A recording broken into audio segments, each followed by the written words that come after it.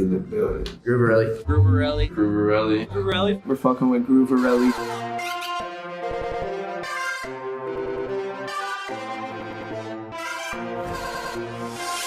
I hope you get eaten by a tiger. I wouldn't care if you died in front of me, in front of me. Hello. Hi. Hey, what's up? It's me. I'm Colliding with Mars. I'm 20 years old. I'm from New York, and you're watching an interview with Grooverelly. Hi, Evan. Fucking good. I just got out of bed. I hope you get eaten by a tiger. I got started making music. I come from a musical family. So my dad was a songwriter in the 80s, and he also had like a variety of bands that he played in while growing up. So ever since I was a kid, like music was a thing in my household. Yeah, for a good majority of my childhood, when I was like 1 to 8 years old, I didn't really give a fuck about music. Because am I allowed to cuss? Yeah, no, you're all right, cool. Hey, fuck. But I didn't really care about music too much because, you know, I'm a kid and my like prefrontal lobe wasn't entirely developed to the point where I could like understand music and get dopamine from it. So I like didn't really care about music, and I didn't really understand why my dad was so into it. And like my dad, he like collects guitars, and he has like over 60 of them, and it was just like a very strange thing for me to be a kid and like have my father have all these instruments and have like this huge obsession, and all the other kids were like, my dad's a tax auditor. But I don't know, it was just something that I always grew up with. And then at some point I started showing a tiny interest in it, and my dad enrolled me in this program in New York called School of Rock, which is just like a program that kids can go to where they can learn like how to like properly be in a rock band, which is super cool. But yeah, I enrolled in that camp, and it taught me a lot about just like the very fundamentals of music, like how to write a song, what a verse is, what a chorus is, what melodies are, like very basic music theory shit like that. And it just was like the catalyst for how I got into music in the very beginning. And then, you know, Colliding with Mars came like 10 years later. So I wouldn't care if you died in front of me. Not really. My dad would teach me like a few chords on guitar, and he'd teach me like very fundamental things like where to place my fingers on the fretboard and stuff. And he'd teach me like the fundamentals of how to play drums, because he played drums a little bit, and I was into that as well. But it was never so much my dad like ever forced me to do anything. It was more so like, hey, try this out, you know? Like he did that with like sports and shit as well, and I never really enjoyed playing sports too much. But you know, music just stuck with me. He was never like too impeding upon it, which was a good thing. He raised me well. Good guy. Hey, Dad. The tendon in my right hand won't stop hurting from the time I punch you. Yeah, at the time of this recording, the song isn't out yet. It's called Shadowboxer. We're recording this interview June 25th at 1:48 p.m. California time. But the song isn't out yet. It's called Shadowboxer. It's my favorite one so far. I made it with my friend Logan, who's coming up right now. He's part of the Break-Ins camp, friends with all of them. He's a really cool kid. But yeah, that was my favorite. Hopefully it's out by the time this interview's out. Otherwise, this is going to be really awkward.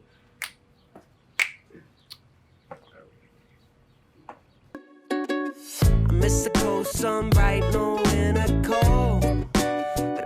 I very rarely collaborate with other artists when it's my own music, but I do collaborate. I have this band called Again and Again, and they're a bunch of fun to work with, because we all have like the same level of understanding music on like a very fundamental level when it comes to just like music theory and like trying to formulate song structure. Everything in that group is a lot of fun to work with, because everyone has like a valid opinion, and then it's just kind of like, let's see what we can throw at the wall in like a very like calculated way, and then we'll see what sticks, and we like reformulate and restructure songs to make them as like catchy as possible and stuff.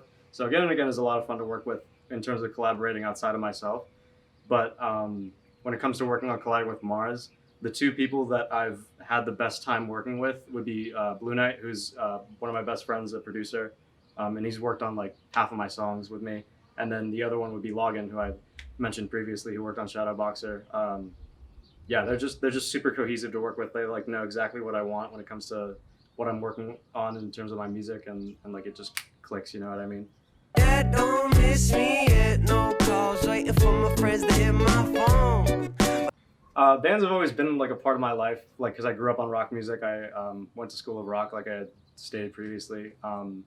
So like Colliding with Mars actually started as a band when I was in high school. I had moved from New York to Florida, and no one in Florida really knew how to play instruments that well. So I was kind of the only kid that like knew so much what they were doing in terms of like playing music. So I had this band called Colliding with Mars that I had started, and then everyone just sort of left. And I was the only person left in Colliding with Mars. And then 2 years later, I was like, fuck it, I'll just start a musical project by myself called Colliding with Mars, because I didn't have any other name, and Colliding with Mars sounded, really fucking cool. But now everyone thinks I'm a band, which is not cool. But I do have a band called Again and Again. Again and Again came together. We all sort of had a common goal in mind when we were setting that group up. A friend of mine, his artist name is Atwood. He's the sort of de facto leader of the group, and he brought everyone together in the group, and he was like, I want to make like accessible, easy to digest indie music. And everyone kind of had the same common goal in mind of just making like good music together, because we're all friends and we all operate on the same level of writing. So it came together pretty beautifully.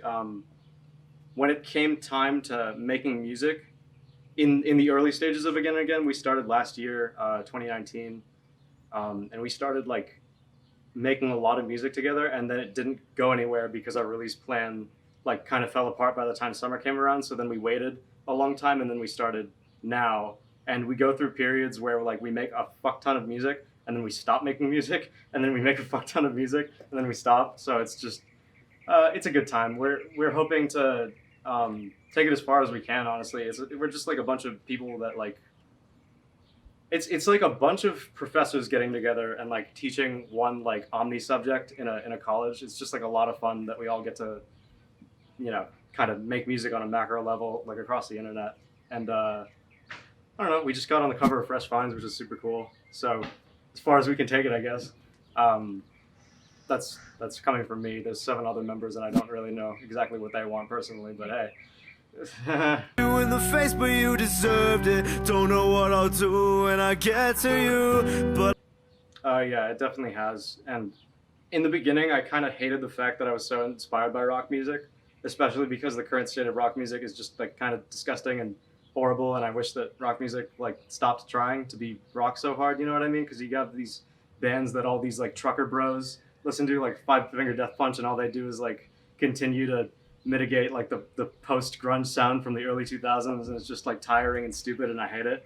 And like rock is the only genre that doesn't budge in terms of like incorporating stuff from other genres to like make new sounds. So rock music is kind of like stuck in this era where it's just stupid and bad and no one likes it, and that's why all the other, that's why like emo rap exists, because they take the elements of rock music and then they just improve upon it with like certain aspects from other genres, and they make it better. But I'm definitely inspired by more of like the early 2000s to like mid 2010s like indie rock sound when it comes to my music.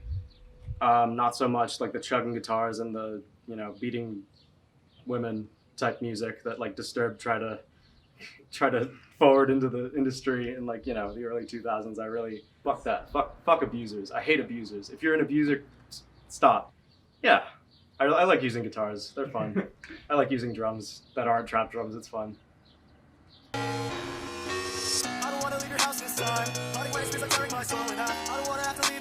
I think Spotify playlists are a great way to try and create new genres and new sounds in a sense. I know a lot of people really don't like the fact that Spotify like groups of artists together that sound the same and then put them under one catalog. Like I know a lot of the kids in the hyperpop playlist really don't like the fact that they're being called hyperpop, and like all the new like quote unquote glitch artists like David Shoddy and like Lou and all them, like they don't appreciate that. But I think that my sound pretty much like lines up with anti-pop and like the current ethos of that playlist, where it's like kind of rock inspired, kind of emo inspired, but not like full on Juice WRLD, not full on XXX Tentacion type music. You know what I mean? Like I take certain elements and then I blend other elements together, and I feel like it lines up pretty well with anti-pop. It's not entirely. I'm definitely not a fucking rapper. You know what I mean? Yeah. So.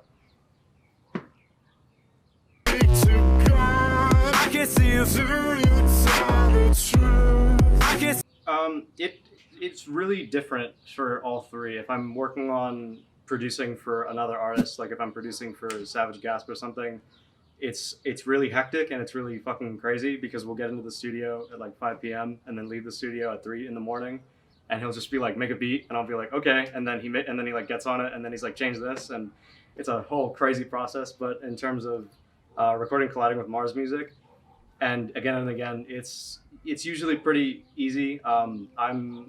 When I'm working on my music, it's like all in my bedroom. I do everything by myself, and I always do it like in my, on my computer with my DAW that I purchased for $250 with the help of Evan. It's a really simple time. I just lay down whatever I'm feeling on guitar, whatever chord progression I think is right. I reproduce it if I need to, and then I'll lay vocals and lyrics over it.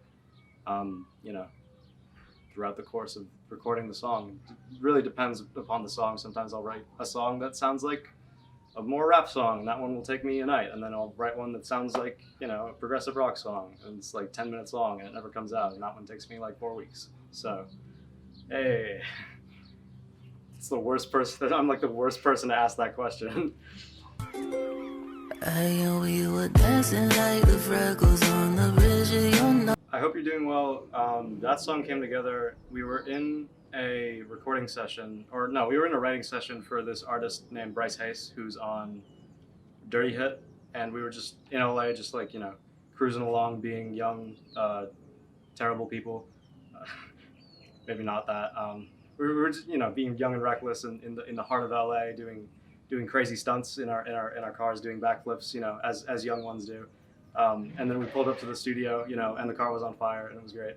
But we were in a writing session with Bryce Hayes, and Bryce's manager / producer was just like, "Hey, pull up beats. Just give me whatever beats you have." And I was like, "Okay, I'll just show you my catalog of beats that never came out." And then I was just going through them, and then the beat for "I Hope You're Doing Well" came out. I produced that beat with someone who I legally can't mention, but I can't take credit for all that beat. But that one was played in that session, and Gasper and Bryce Hayes were working on it. They were writing it.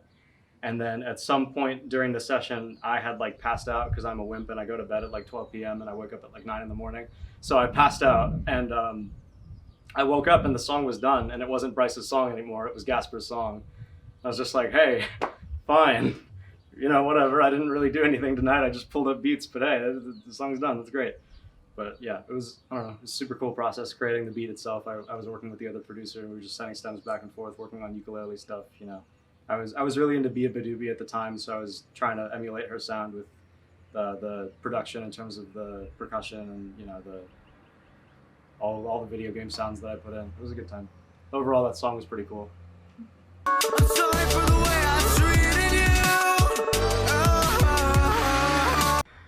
Heirloom Remix came together. Gasper asked me to produce on his album, which I'm very gracious for. Thank you, Gasper. I appreciate it. I wouldn't be here today without you. But Gasper asked me to work on his album. We went to New York, and Gasper was a really big fan of the song Heirloom that I had released at the time, because I had just released this EP, and Heirloom was the second song. And he was a big fan of it. He was like, why didn't you ask me to be on the song? And I was like, well, Gasper, you see, I didn't know you. So he was like, okay, cool. We'll just make an Heirloom remix, and I'll get Shinigami, and I'll get 93 Feet of Smoke, and I'll get Fatsy on it. And I was like, Fatsy's already on it, but okay. And so the idea for Heirloom Remix came together in November of 2019. And then the actual recording of the song, we got all the features together, and we got everyone together in about February or March. I don't really remember entirely. And we were all just hanging out in 93 Feet of Smoke's house. And it just came together in one night. Polam did his part that night as well at home, and the whole thing came together, and the song was done, and it was done for a good 4 to 5 months. And about a month later, we had begun shooting for the music video. We got all of our white outfits together, and we got a bunch of paint, and we cranked it out in 5 hours in my studio in the place that I work. And it was everything was going really well. We had put out a very soft release plan for it. And then some legal issues happened with Gasper's label. And then everything was put on hold for 3 months. And I got so tired of it that I decided to drop it by myself. And then because I dropped it by myself, things didn't go well. And then Derek Chauvin killed George Floyd. The whole country set on fire. And then I dropped the video, and nothing happened. And there you go. That's how I waited 7 months for nothing. Black Lives Matter. Hope you get eaten by a tiger. My new song, Tiger, that song was written about two people that I really don't like a lot, and I hope that they get eaten by a tiger. But initially, the initial catalyst for that song, I was talking to my girlfriend, and we were just driving to, God knows where one day, and I was just having a normal discussion with her, and I was like, you know what? I wouldn't mind. I hate these people so much that I genuinely wouldn't mind if like they got eaten by a tiger in front of me. And like if they died right in front of me, I wouldn't care. I'd just kind of be like, wow, that's crazy. But I don't like mourn your death or anything, you know what I mean? I'd just kind of be like, whoa. It wouldn't be like, oh no, you're dead. So yeah, that song was written about two people that I really don't like a lot. And I know I won't take another death threat. I can see you when you speak. favorite lyrics that I've written, there's this very, very old song that I wrote called Forever Dreaming that I took down forever ago. Well, there's a handful of songs that this has happened with. That was just the first one that came to mind. But there's a handful of songs that I've written that when I was writing them, I was just in a very, very dark place, or I was just in a particular mood, and the lyrics just kind of like flowed out of me in a sense.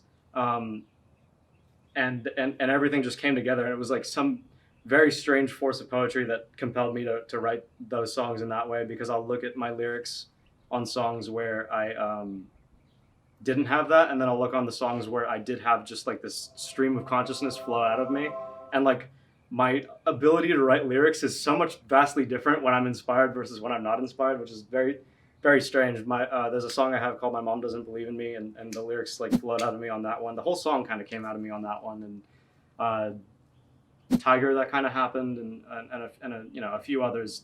I have one called Two Lions in the Rain, and that one I was literally standing in the shower, and the whole song came to me while I was just standing there. And I got out of the shower, and I immediately like went on my phone and typed out all the lyrics, and I was like, I need to record. So yeah, I don't know. I'm very, very strange about that. There's certain songs that just kind of come out of me, and those are my favorite. It's easy to not practice writing lyrics and not practice poetry when you don't have to. You know what I mean? So.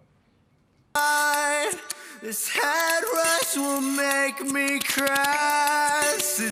It's not so much that I feel forced to write music, it's just sometimes I feel like all the burdens of writing music just kind of lift off of me when I'm like very, very inspired, or when I'm very in a mood, and everything like quite literally flows out of me. And it's very, I don't know, it's very strange to be watching myself write like that. Out of body experiences and all that.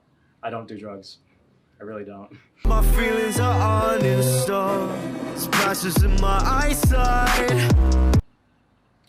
As of right now, as we record this, I obviously do have intentions for music videos in the future, but in the near future, for the songs that I have lined up, there aren't any real like set things that I want to do. Obviously, I want to drop a visualizer with every song, so it'll just be like a light thing of me, looking in the camera, doing my thing. But I don't really have any hard set music videos planned for the future. If anyone wants to come and help me out with that, feel free. Overcast, but honest, but I don't know. I don't really have anything hard set. It's mostly just visualizers where I'll have a song set up, and then I'll be like, okay, I'm gonna go buy a tiger plushie, and I'm gonna put it on my desk, and I'm gonna play Far Cry 3 while Evan records me, and that's how the video is gonna go, so. Sedate me, I'm wasting, I feel the air. My Far Cry 3 gambling addiction started very early when I was 13, and I had moved to Florida from New York. And I didn't have any friends because I had moved to Florida, and I didn't know anyone there. So my only friend was Far Cry 3, and I was about 13 years old. And every single day in the summer before I went to high school, my first year of high school, I would play Far Cry 3 for about 4 hours. And I had gotten so deep into it because I didn't have anyone to talk to that I did everything in the game, and I had started playing poker, and I learned how to play poker when I was 13, and I got really good at playing it in Far Cry 3. And then I put the game down for a while, and now I'm 20 years old, and I'm getting back into Far Cry 3, and I'm addicted to it again. So it's a good thing that I can just kill somebody and take their money in that game, because if I get a gambling addiction in real life, who knows? Oh man. But yeah. That's it. It's really mostly a joke, but it's just fun. It's just like, yeah, all right, let's put $1,000 down. I'm gonna beat Abdul today. You know, I'm gonna bust him out in the ring. Sorry for the way I treated you. Megan Harris says, I only like this song because it's literally all over the place. Thanks. I'm glad. What do you want me to fucking say to that? You only like the song because it's all over, like, do you only listen to like romantic era classical music that doesn't have any fucking song? What the fuck is wrong with you? Cody Love says this is insanity. Yeah, releasing this fucking song was insanity. Matthew Payne says 93 Shinigami and Fatsy are hella underrated. There's 4 more artists on the song. But yeah, I agree. They're all very talented people. Forever Obsessed says hashtag misery season, and I don't know if that's an omen or not, because that sounds terrible. Carter Coffee says it's actually illegal that this only has 190 views. Good times. Cameron Hancock says, this made me laugh and cry at the same time. It's a masterpiece. Me too. Me too. I also laughed and did a lot of crying during the release of this song. A lot of crying. I don't know, most of this is like positive, which is like a good thing, but I don't know if I should be responding and being like, hey, thanks, keep streaming Tiger. This song is like the final credits song of life. Fair? Who's to say? Who's to say? I don't think, that's pretty funny that he made like a general statement about that, because I don't think like some guy in like Sri Lanka would like die and then Heirloom Remix by Colliding with Mars would start playing and he'd just be like, is this hell? You know what I mean? I feel like a lot of people in East Asia would really just not like this song. That'd be fire. Sri Lanka in East Asia? No, I think it's in West Asia. I don't know. I'm not that big on geography of places that I don't live. Probably Banned says, came back to this music video every 2 hours at this point, and that was a week ago, and the video has 1,400 views, so at least 80 of those were that person, so thank you. I hope you continue to come back to the video every 2 hours of your waking life and you don't get any sleep. My feelings are uninstalled. Splashes in my eyesight. Oh, cool. I bring that one thing from Jimmy Neutron where it's like a box that just like, you can put as much shit as you want in the box and then you can just bring it and then you can just take as much out of it if you want of the box. I think about that a lot. I've actually thought about this question quite a bit so I could have this answer, and this is like 17 years in the making, so I finally get to have this moment where I get to cheat the system and I get to say I want to bring the box from Jimmy Neutron.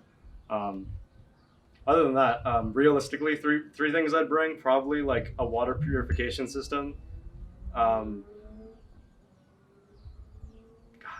oh no. I'd bring like a power generator, a water purification system, and then, oh God, a bunch of signal flares that I can then discard and use as weaponry if I need to. Those are the 3 things I would bring to a deserted island. I can see your face anymore.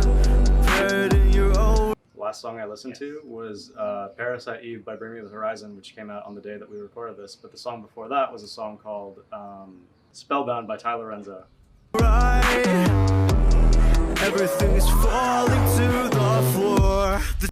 Who's inspired me as a person? I'd say the people that help me dictate the sort of character I bring.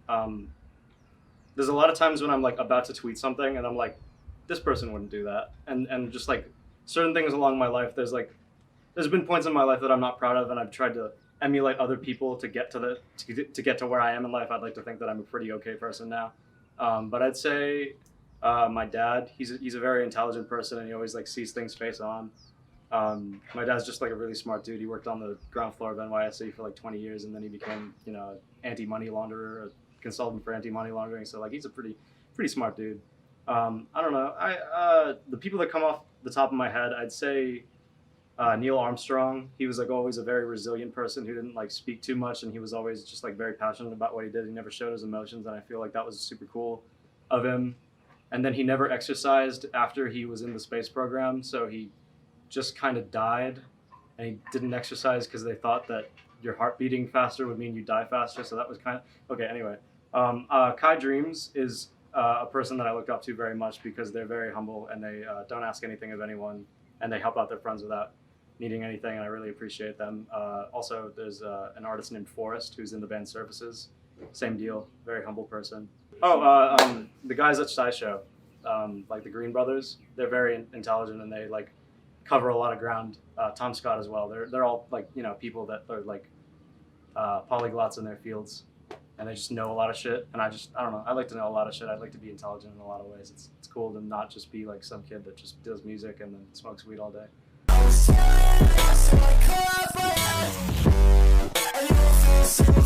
How does it feel rooting my relationship with Paul? I've been very mean to Paul in the past without even realizing it, and I feel very bad, but he's always forgiven me because he's a great guy and I love him very much, and I appreciate everything he's done for me. I love you, Paul. I love you too, bro. This man has done more for me than some very important people in my life. I love you so much. Sending in my right hand. Login. I don't know. I really like cooking. I really enjoy cooking. I bought Cooking Mama, the new one, Cooking Mama Cookstar. It's not even done. Programmed in Unity, and it's like complete fucking shit. All the renders are bad. I don't know. I just really enjoy cooking. It's a lot of fun. I can't cook in the house that I currently live in because it's gross here, but I don't know. I enjoy cooking. I enjoy science, but I'm not smart enough to understand like chemistry, so I'm just kind of like a fake science fan. You know what I mean? I'm really into like sciencey things, but I can't like apply myself in any way because I'm not smart enough to be able to do that, which sucks. But hey, check out SciShow. They will tell you everything you need to know about COVID. You're a weakness, insignificant, little demon, get out my... It's very creepy. The fan page is cool, the archive is also cool, and I don't want the people that run these to get offended, but it's... And keep doing your thing. Keep archiving, keep posting pictures of me, it's fine. I don't mind. It's just a little weird because I'm some kid, you know what I mean? I'm just some fucking guy. I'm not special in any way. And to see like something that I post to then come up on my timeline later, come back at me, I'm just kind of like, huh, someone saw that. You know what I mean? It's like the reality of the situation where like I'm not super big, so I don't realize the amount of people that actually see what I'm doing. So then like to see that come back at me in a way, or just like see a selfie of myself on a fan page is just like, thanks. I mean, I really appreciate it. It's cool, but I'm like not special, so I don't really understand it, and it's like a little bit weird. Not in a bad way. It's just kind of like, you know, you the viewer, put yourself in this situation. My life can't wait to say goodbye. I hope you get eaten by a tiger. I'd invest 90% of it, and then the other 10% I'd give to my closest friends and my family.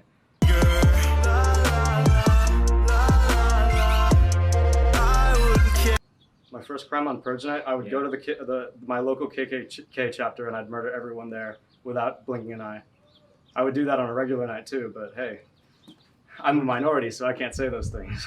Would you bring a tiger? Would I bring a tiger? Oh, fuck yeah, I'd bring a tiger. Dude, wouldn't that be so badass if you just had your own tiger that you could just totally like Walking Dead on someone, just be like, hey, I don't like that person, kill them, and then they're dead. Then they're a fucking plate of baby back ribs. Oh man. Oh god. That's a lot of power. So much food to feed my tiger, just people that I don't enjoy. Just, God. Anyway. If you died in front of me, I really like tofu for some reason. Like I know a lot of people shit on tofu, especially people who aren't vegetarian or vegan.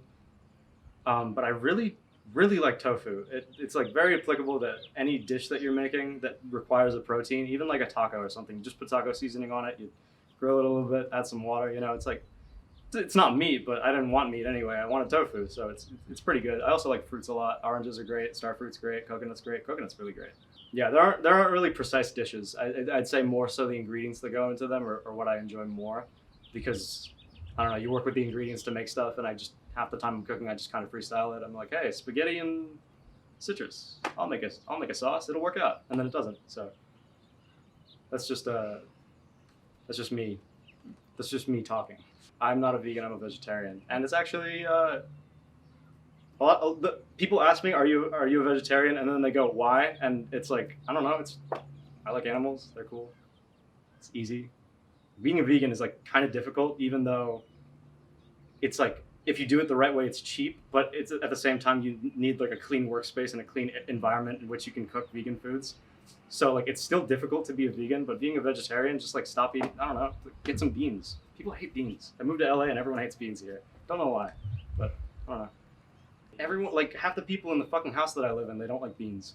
I don't know why. It's fucked bean. The only beans they take is Zans. Like, You go to can't be the saying that. local Vallarta and get a nice can. I don't know, 45 clicks of black beans and just roast them. Just put them in a pot. Okay, add some water if you need to. There's usually water in the pot. I mean, in the can. Just put it in the pot. Just cook it and then just eat them like straight up. Maybe add some salt if you need the salt.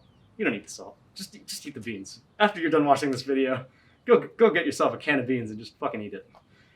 That's my advice. Is colliding with Mars. Everyone's gonna think I'm a psychopath. Hi, bye. Colliding with Mars. I'd like to thank Nick and all the beautiful people at Grooverelly. There are more than one for this opportunity with this interview. I really appreciate it, and I appreciate you taking all your time to set this up and come to my crack-ass house and set up this green screen, and it was not a fun time, but hey, I appreciate the opportunity. Before I go, I'd like you all to listen to Elroy, Tyler Renzo, Bryce Bishop, Login, and 50 Lending, and support your local restaurants.